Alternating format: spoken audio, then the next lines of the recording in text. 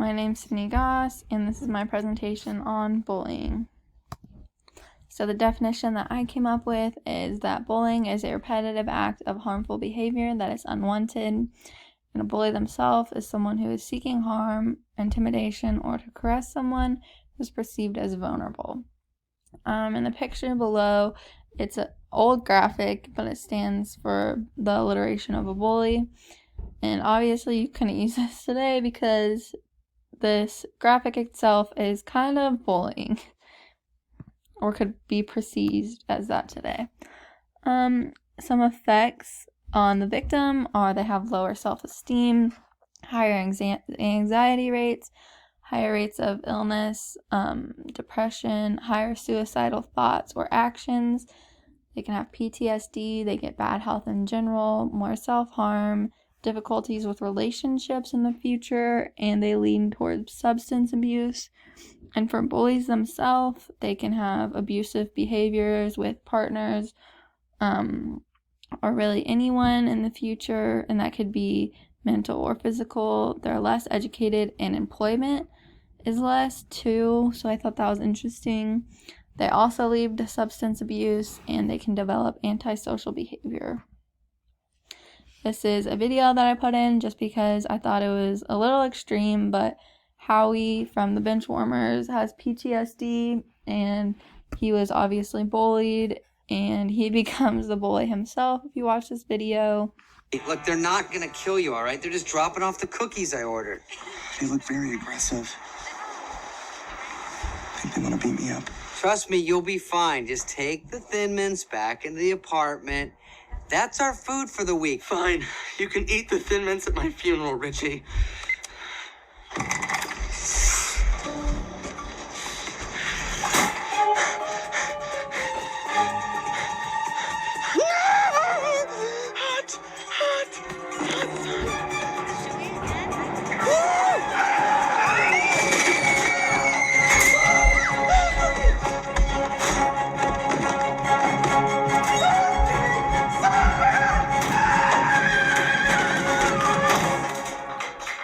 So again, that's a little extreme version, but I thought it was kind of funny to put in here.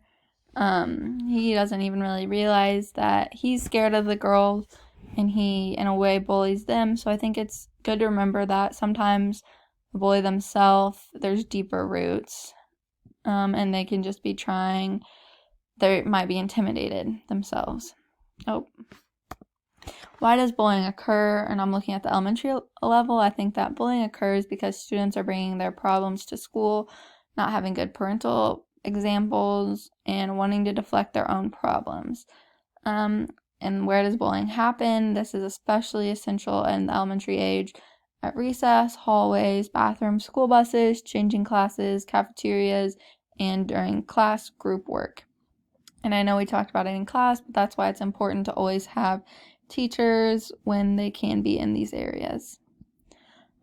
This is the Kansas Anti-Bullying Act. So this is a very broad version, and I'll read it. Sorry for any mishaps. So any intentional gesture or intentional written, verbal, electronic, or physical act or threat either by a student, staff member, or parent towards a student, or by any student, staff member, or parent towards a staff member that is sufficiently severe, persistent, or persuasive, such gesture, act, or threat causing an intimidating, threatening, or abusive educational environment that a reasonable person under the circumstances knows or will have the effect of. And then basically harming people, damaging property, putting someone in fear. That's all under A. And then B would be cyberbullying. And C is basically just saying any other form of bullying that is not mentioned, that is also seen as bullying. So this, again, is for the whole Kansas state, but each district is going to have a lot stricter and more sharp rules. This is just the broad version. Outside responsibilities. So a student needs to report whenever they see bullying going on. Teachers need to educate their students on what bullying is. and how to prevent it and what to do when they see it happen and when they need to intervene to help stop the issue. So they need to help solve the issue between students, document when bullying is occurring, contact administration when needed, and follow up with the students. And this can be done with both students or all students involved, but it also needs to definitely be done with the independent person who was being bullied, because they might not want to admit it in front of everyone else. The administration is there to apply school policies such as suspensions or any other punishments, and parents should be informed when it becomes a reoccurring issue or something of more serious, and parents are also encouraged to educate their kids about bullying as well. So it's really important to try and get that parental support. For the elementary level prevention, having positive relationships with students where they feel trusted to come to you is really important. Breaking students into new groups and classes, this is good because a lot of times students are going to want to stick with their friends, but whenever you push them to meet new people and make new friends, they're going to have bonds and not want to bully people as much, not want to bully those students because they know them. Lots of staff monitoring. I already mentioned the hot spots earlier, so like recess, the hallways, and the cafeteria. Learning and appreciating all diversity. So students at this young age are going to see differences as bad things, and differences can be race, language, ethnicity, anything that's different from them. They see that as weird or bad. So it's important to teach that being diverse is a good thing, and we need to appreciate that. And then just bullying prevention lessons. So the "Do Not Bully" poster hanging on the wall, you could give your students a lesson on bullying, and then afterwards all of those little colorful strips of paper are students signing their names, acknowledging that they will not bully.